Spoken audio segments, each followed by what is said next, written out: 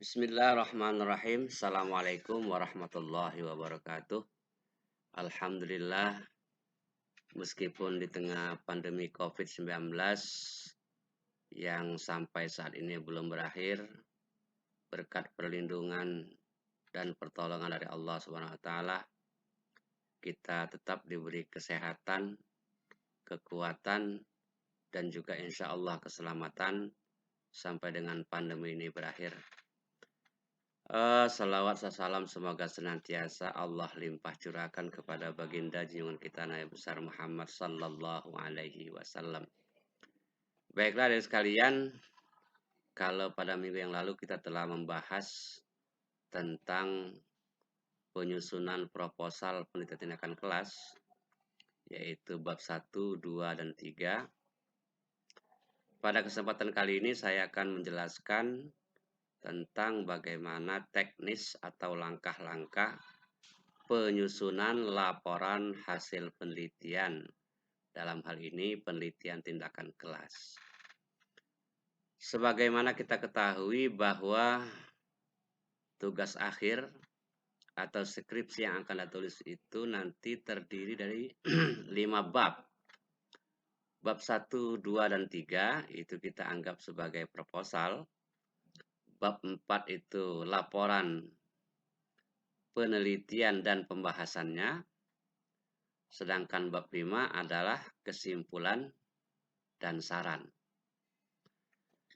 Nah, pada kesempatan kali ini saya akan menjelaskan tentang bab 4 dan 5, di mana bab 4 itu adalah laporan hasil penelitian, sedangkan bab 5 itu adalah kesimpulan dan saran.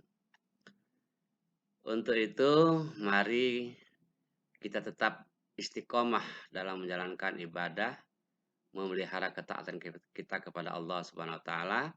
Untuk lebih jelasnya apa saja dan bagaimana langkah-langkah penyusunan laporan hasil penelitian, mari kita saksikan presentasi sebagai berikut. Salam sehat.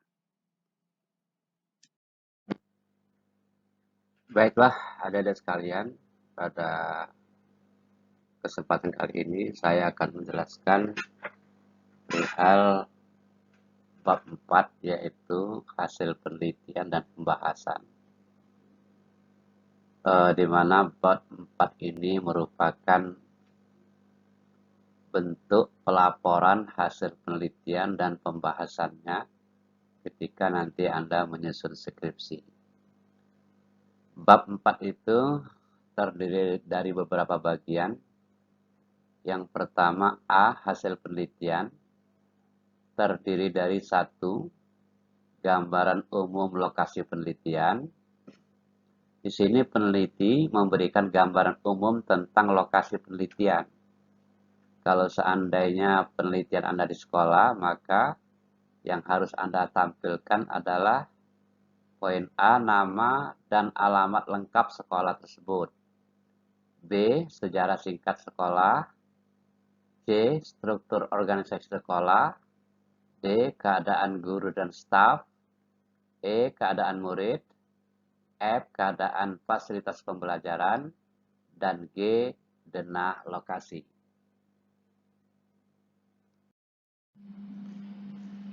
Yang kedua yaitu penyajian dan analisis data. Dalam penyajian dan analisis data ini, kita akan menyajikan dan menganalisis data berdasarkan hasil tes, di mana tes pada PTK ini terdiri dari ada pretest dan post-test. Juga tergantung berapa siklus penelitian yang akan kita laksanakan. Jika kita melaksanakan penelitian ini umpamanya dalam 2 siklus, maka data yang harus kita sajikan antara lain data pretest, data post-test siklus 1, dan data post-test siklus 2. Baiklah, kita mulai dengan data pretest. Dalam penyajian data pretest tersebut, pertama kita sajikan tabel distribusi data pretest. Yang kedua, tabel frekuensi data pretest. Yang ketiga, diagram data pretest. Kemudian setiap penyajian data langsung sekaligus kita lakukan analisis data dengan menggunakan rumus statistik sederhana. Baiklah, berikut saya beri contoh tabel distribusi data hasil pretest untuk materi recontext writing. Tabel itu terdiri dari beberapa kolom. Kolom pertama nomor, kolom kedua student code. Di sini dalam penyajian data dalam tabel kita tidak boleh menulis nama lengkap dari subjek penelitian kita atau siswa. Tapi di sini sebagusnya kita beri kode saja atau inisial ya. Kolom ketiga yaitu kriteria of score, artinya kriteria penyekoran atau bidang-bidang atau komponen-komponen yang kita akan beri skor. Contohnya yang pertama berdasarkan teori, recontext itu terdiri dari ada C, content, O, organization, V, vocabulary, J, itu grammar, dan M, mechanic. Kemudian total score, kemudian kategori. Contoh misalnya yang pertama nomor 1 kode siswa AL, nilai kontennya 25, nilai organization-nya 15, vocabulary 15, grammarnya 18 dan mekanik 3. Total skornya 76 ke kategori complete. Kenapa di sini dia mendapat kategori complete? Karena di sini batas KKM atau seorang guru bahasa Inggris telah menetapkan KKM untuk mata pelajaran bahasa Inggris ini sebesar 75. Oleh karena itu siswa yang memperoleh skor 75 atau lebih itu dikategorikan complete. Sebaliknya, misalnya student nomor 2 dengan inisial AT, nilai kontennya 20, nilai organization 15, vocabulary 10, grammar 10, dan mekanik 4. Total skor 59, kategori incomplete. Kenapa mendapat dikategorikan incomplete? Karena skor 59 belum mencapai KKM 75, sehingga keterangannya incomplete. Pengkategorian dalam hasil tes ini hanya 2 kategori, complete atau tuntas, atau incomplete, belum tuntas. Kemudian pada bagian bawah kita lihat ada highest score, skor tertinggi 78, skor terendah 48, dan rata-rata skor adalah 56,63. Menentukan rata-rata skor sini kita bisa menggunakan program Microsoft Excel, atau kalau kita ingin menggunakan cara manual yaitu dengan menggunakan mencari rumus rata-rata, yaitu jumlah skor siswa dibagi dengan jumlah siswa, maka akan ketemu nilai rata-rata siswa. Baiklah, berdasarkan tabel distribusi data hasil pretest tadi, jika kita sajikan dalam bentuk tabel frekuensi, maka akan muncul sebagai berikut. MMC atau minimum mastery kriteria 75, jumlah siswa yang tuntas sebanyak 5 orang atau dengan persentase 16,67% dinyatakan complete atau tuntas. Sedangkan siswa yang belum mencapai skor 75 sebanyak 25 orang atau 83,33%, keterangan incomplete. Selanjutnya, berdasarkan tabel frekuensi tersebut, kita sajikan dalam bentuk diagram batang sebagai berikut.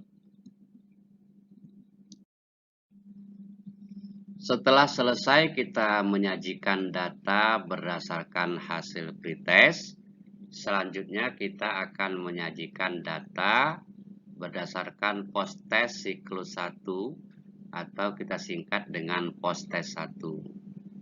Yang pertama, Anda sajikan tabel distribusi data berdasarkan hasil post-test 1. Yang kedua, Anda sajikan tabel frekuensi data berdasarkan hasil post-test 1. Kemudian sajikan dalam bentuk diagram data post-test 1. Kemudian sajikan tabel pengamatan kinerja guru. Sajikan tabel data aktivitas belajar siswa siklus 1. Kemudian sajikan dalam bentuk diagram aktivitas belajar siswa pada siklus 1. Kemudian selanjutnya buat tabel perbandingan antara data atau skor pada pretest dan posttest 1 untuk mengetahui ada tidaknya peningkatan hasil belajar. Dan yang terakhir, sajikan dalam bentuk diagram perbandingan ketuntasan belajar siswa antara data pretest dan posttest 1. Baiklah, pada data posttest untuk siklus 1 atau posttest 1 kita sajikan dalam bentuk distribusi data, di mana di sini student nomor 1 dengan inisial atau kode AL mendapat nilai konten 25, organization 15, vocabulary 15, grammar 20, dan mekanik 3. Sehingga total skor 78, kategori complete. Siswa nomor 2 dengan inisial AT mendapat nilai pada bagian konten 15, organization 15, vocabulary 18, grammar 10, dan mekanik 5. Jumlah skor 63. Keterangan incomplete. Kenapa incomplete? Karena ternyata sampai dengan post-test 1, siswa nomor 2 ini belum mencapai KKM yaitu 75. Sehingga keterangan tetap incomplete. Pada bagian bawah kita lihat bahwa high score atau skor tertinggi 85, skor terendah 51, rata-rata skor siswa adalah 65,93. Selanjutnya, jika tabel distribusi data post-test 1 tadi kita sajikan dalam bentuk tabel frekuensi, akan muncul tabel sebagai berikut. Di mana berdasarkan MMC 75, siswa yang memperoleh skor 75 atau lebih sebanyak 11 orang atau 36,67%. Keterangan complete. Sedangkan siswa yang peroleh skor di bawah 75 sebanyak 19 orang dengan persentase 63,33%. Keterangan incomplete. Dari tabel frekuensi ini jika kita sajikan dalam bentuk diagram akan muncul diagram berikut.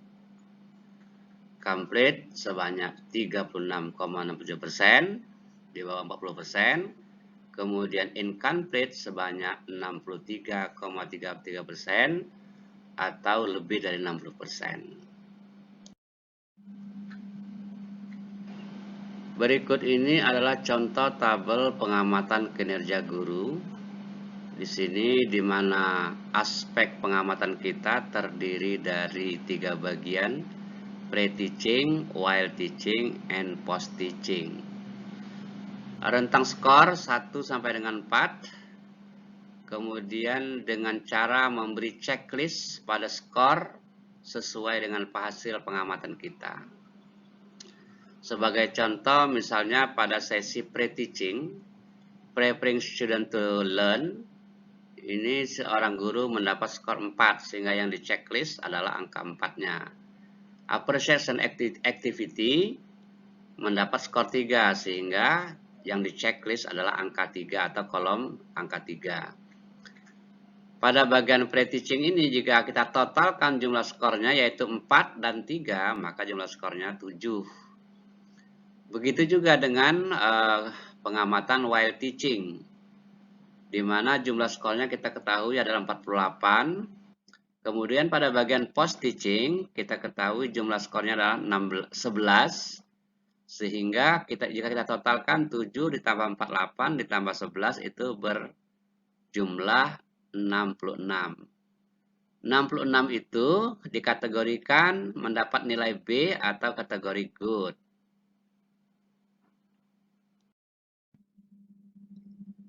Demikian juga halnya dengan pengamatan aktivitas belajar siswa. Nah, berikut inilah contoh tabel pengamatan aktivitas belajar siswa. Di sini ada nomor, ada student code atau kode mahasiswa, kemudian bidang atau aspek pengamatan terdiri dari 4 bagian, yaitu pay attention, kemudian ask and answer the question, make timeline, dan writing recon text. Seperti pengamatan kinerja guru tadi, di sini juga observer tinggal memberikan checklist pada masing-masing aspek pengamatan. Contoh, student nomor 1 dengan inisial AL, pay attention di checklist, artinya dia melakukan pay attention.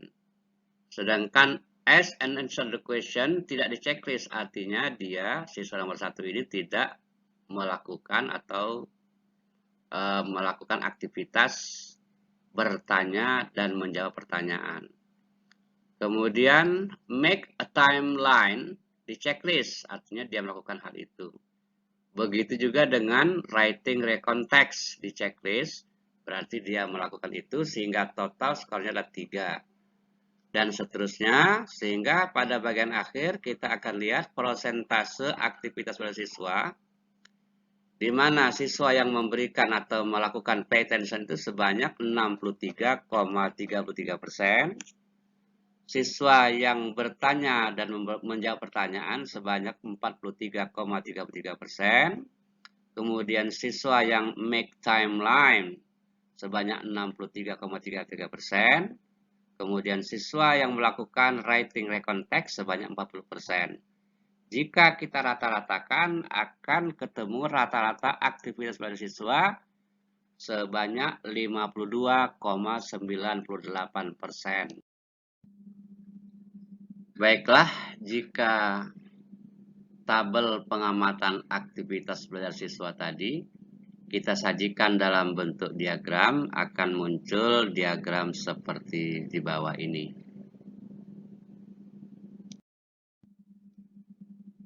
Selanjutnya yaitu tabel perbandingan nilai recon text antara hasil pretest dan posttest 1. Kita sajikan dalam bentuk tabel seperti berikut. Contohnya student nomor 1 dengan kode AL pada nilai pretest memperoleh skor 76. Pada posttest 1 memperoleh skor 78, sehingga di sini ada peningkatan skor sebanyak 2, keterangannya increase. Kita langsung ke nomor 9 dengan student kode EHA, di mana skor pretestnya sebesar 75, skor posttest 1-nya 75. Karena nilai skor pretest dan posttest sama, maka tidak ada kenaikan skor, sehingga kita kasih keterangan increase skornya 0 dan keterangannya konstan. Jika seandainya ada dalam tabel ini ada di mana siswa nilai pretestnya lebih tinggi pada nilai posttest 1, maka di situ kita tulis increasing skornya min berapa, min 2, min 5 sebagainya. Keterangannya itu decrease atau tidak ada kenaikan skor. Berikutnya, jika tabel perbandingan ketuntasan belajar antara pretest dan posttest 1 tadi kita sajikan dalam tabel frekuensi, maka akan muncul data sebagai berikut. Di mana pada berdasarkan nilai pretest itu siswa yang mencapai KKM 75 sebanyak 5 orang, kemudian atau 16,67%, kemudian pada posttest 1 sebanyak 11 orang atau 36,67%, ini siswa dinyatakan complete atau tuntas. Sedangkan Siswa yang tidak tuntas atau yang belum tuntas pada pretest sebanyak 25 orang atau 83,33%. Berdasarkan hasil post-test 1 diketahui yang tidak tuntas sebanyak 19 orang atau 33,33%. Selanjutnya dari tabel frekuensi di atas kita tampilkan dalam bentuk diagram. Maka akan muncul diagram berikut, di mana diagram atau batang yang berwarna biru tua itu menunjukkan komplit atau tuntas, sedangkan diagram atau batang berwarna biru muda itu menunjukkan incomplete atau belum tuntas.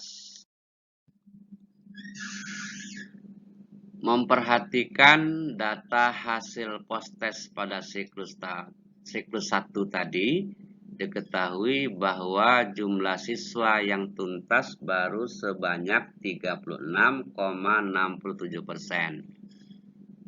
Karena 36,67% belum mencapai indikator sukses yang telah ditetapkan, di mana pada bab 3 peneliti menetapkan bahwa indikator sukses itu apabila siswa memperoleh skor mencapai KKM sebanyak 80%. Oleh karena itu, karena belum tercapai indikator sukses, selanjutnya kita harus melakukan atau melanjutkan penelitian pada siklus 2.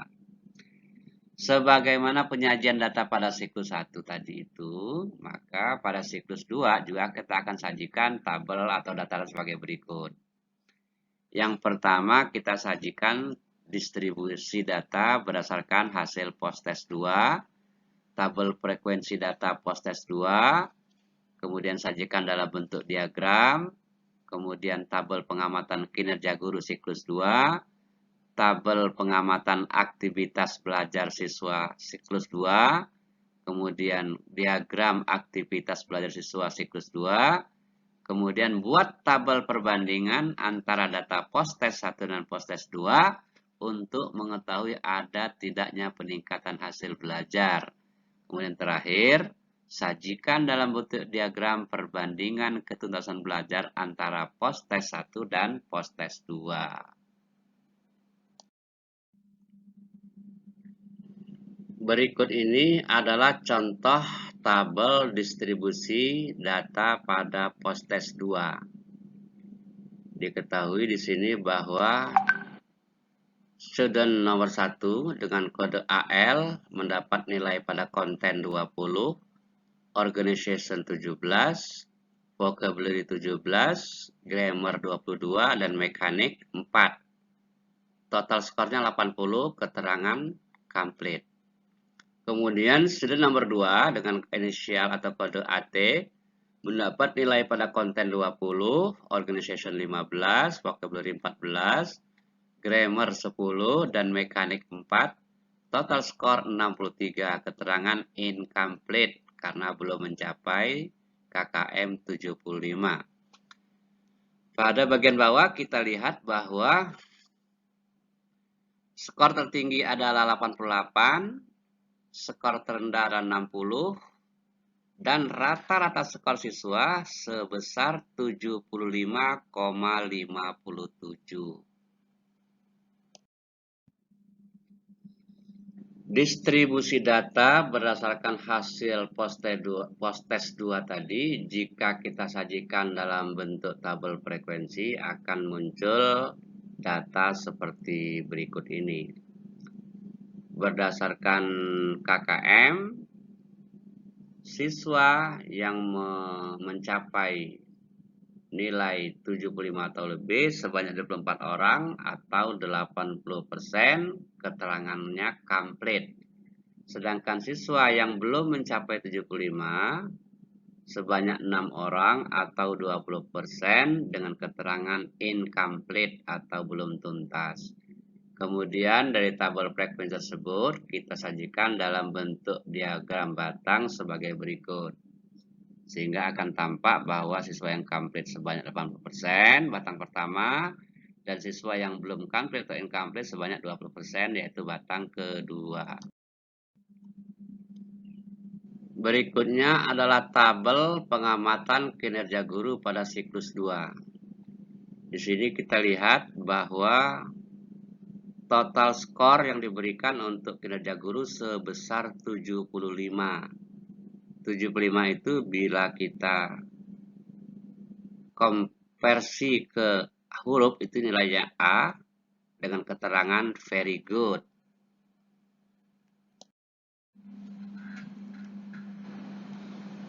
Berikutnya adalah contoh tabel pengamatan aktivitas belajar siswa pada siklus 2. Kita lihat pada bagian bawah sendiri itu persentase siswa yang melakukan pay attention sebanyak 86,67%, siswa yang melakukan ask and answer the question sebanyak 80%, siswa yang make timeline sebanyak 90%, siswa yang create recontext atau write recontext sebanyak 76,67%.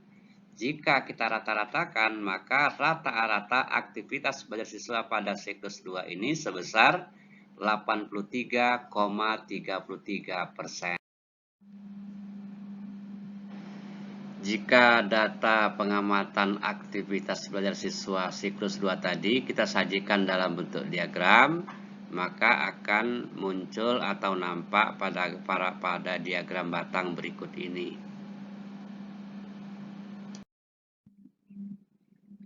Selanjutnya kita menyajikan dalam bentuk tabel perbandingan hasil belajar siswa berdasarkan hasil post-test 1 dan post-test 2. Maka di sini akan nampak ada kenaikan atau peningkatan hasil belajar siswa berdasarkan hasil post-test 1 dan post-test 2, di mana pada bagian bawah kita lihat bahwa rata-rata nilai siswa pada berdasarkan hasil post-test siklus 1 atau post-test 1 sebanyak 65,93. Sedangkan berdasarkan hasil post-test 2 itu diketahui rata-rata nilai siswa sebesar 75,57. Tabel perbandingan ketuntasan belajar siswa antara hasil post-test 1 dan post-test 2 jika kita sajikan dalam bentuk tabel frekuensi akan tampil sebagai berikut. Pada post-test 1, siswa yang tuntas sebanyak 11 orang atau 36,67%. Berdasarkan hasil post-test 2, siswa yang tuntas sebanyak 24 orang atau 80%. Di samping itu, siswa yang belum tuntas berdasarkan post-test 1 sebanyak 19 orang atau 63,33%, sedangkan berdasarkan post-test 2, siswa belum tuntas sebanyak 6 orang atau 20%. Selanjutnya, jika tabel frekuensi tersebut kita sajikan dalam bentuk diagram batang, akan muncul diagram batang sebagai berikut. Nah, dari sekalian, berdasarkan hasil post-test 2 ini, di mana siswa yang mencapai nilai KKM atau tuntas sebanyak 24 orang atau 80%, ini telah mencapai indikator sukses ditetapkan sebelumnya, yaitu 80% siswa mencapai KKM, maka penelitian ini dianggap tuntas sampai dengan siklus 2, dan tidak perlu kita lanjutkan ke siklus 3. Demikian juga halnya dengan perbandingan aktivitas belajar siswa antara siklus 1 dan siklus 2. Kita ketahui bahwa rata-rata aktivitas belajar siswa di kolom yang paling bawah, di mana pada siklus 1 itu sebanyak 16 orang siswa aktif dengan persentase rata-rata 52,5%, sedangkan pada siklus 2 jumlah siswa yang aktif sebanyak 25 orang atau 83,35%. Di sini ada kenaikan aktivitas belajar siswa sebanyak 30,85%. Nah, jika dari tabel perbandingan tersebut kita sajikan dalam bentuk diagram batang, maka akan muncul atau nampak pada diagram berikut ini. Berikutnya poin B pembahasan. Karena berdasarkan hasil analisis data pada siklus 2 tadi telah mencapai indikator of success atau penelitian dianggap tuntas, maka selanjutnya kita akan melakukan pembahasan terhadap hasil penelitian. Pembahasan di sini adalah pembahasan hasil penelitian berdasarkan temuan, fakta-fakta, dan hasil analisis data. Setidaknya ada 3 hal yang harus kita jelaskan dalam pembahasan ini. Yang pertama, what, yaitu apa yang terjadi. Bagaimana caranya? Dengan cara menampilkan tabel perbandingan hasil belajar siswa antara nilai pretest, postes 1, dan postes 2. Kemudian kita tampilkan tabel perbandingan ketuntasan belajar antara pretest, postes 1, dan postes 2. Kemudian tampilkan diagram perbandingan ketuntasan belajar siswa antara pretest, postes 1, dan postes 2. Dan selanjutnya adalah kita tampilkan perbandingan aktivitas belajar siswa antara siklus 1 dan siklus 2. Dan yang terakhir tampilkan diagram perbandingan aktivitas belajar siswa antara siklus 1 dan siklus 2. Kemudian yang nomor 2, why, yaitu mengapa terjadi. Berikan alasan mengapa bisa terjadi peningkatan hasil belajar dan aktivitas siswa setelah menggunakan strategi ini dengan cara merujuk pendapat para ahli tentang kelebihan dan kekurangan strategi ini.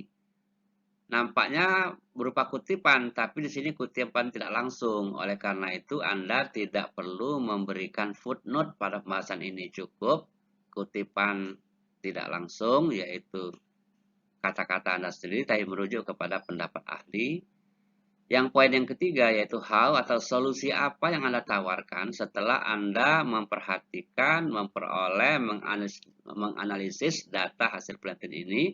Selanjutnya kepada pihak pengguna, akan Anda tawarkan solusi apa?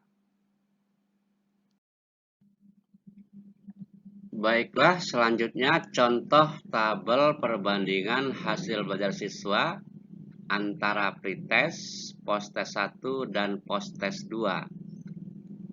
Bila kita lihat di bagian paling bawah, diketahui bahwa rata-rata nilai pretest siswa diketahui 56,63, pada postes 1 65,93, pada postes 2 75,57. Jika kita lihat dari ketuntasan belajar siswa, maka pada berdasarkan nilai pretest diketahui bahwa jumlah siswa yang tuntas sebanyak 5 orang, pada postes 1 11 orang, dan pada postes 2 ada 24 orang. Berikutnya berdasarkan hasil atau penyajian data perbandingan nilai pretest, postes 1 dan postes 2, jika kita sajikan dalam bentuk tabel frekuensi akan muncul sebagai berikut. Di mana pada pretest itu jumlah siswa yang tuntas sebanyak 5 orang atau 16,67%. Pada postes 1 sebanyak 11 orang atau 36,67%. Pada postes 2 sebanyak 24 orang atau 80%. Sedangkan yang belum tuntas pada pretest sebanyak 25 orang atau 83,33%. Pada postes 1 sebanyak 19 orang atau 63,33%. Dan pada postes 2 sebanyak 6 orang atau 20% itu siswa yang incomplete. Selanjutnya kita sajikan dalam bentuk diagram, akan muncul diagram berikut, di mana batang yang berwarna biru itu menunjukkan complete, sedangkan yang merah itu menunjukkan keterangan incomplete. Berikut adalah tabel frekuensi perbandingan aktivitas belajar siswa antara siklus 1 dan siklus 2. Di mana pada siklus 1 jumlah siswa yang memberikan atensi sebanyak 19 orang atau 63,3%. Pada siklus 2 sebanyak 26 orang atau 86,7%. Sehingga terjadi kenaikan sebanyak 23,37%. Selanjutnya, student yang bertanya dan menjawab pertanyaan pada siklus 1 sebanyak 13 orang atau 43,33%. Pada siklus 2 sebanyak 24 orang atau 80%. Di sini ada kenaikan sebanyak 36,67%. Pada aspek ketiga, student yang membuat timeline pada berdasarkan hasil pengamatan di siklus 1 sebanyak 19 orang atau 63,33%, pada siklus 2 sebanyak 27 orang atau 90%, sehingga ada kenaikan 26,67%. Pada aspek keempat, student create atau write recount text, itu pada siklus 1 12 orang atau 40%, pada siklus 2 sebanyak 23 orang atau 76%, ada kenaikan sebanyak 36,7%.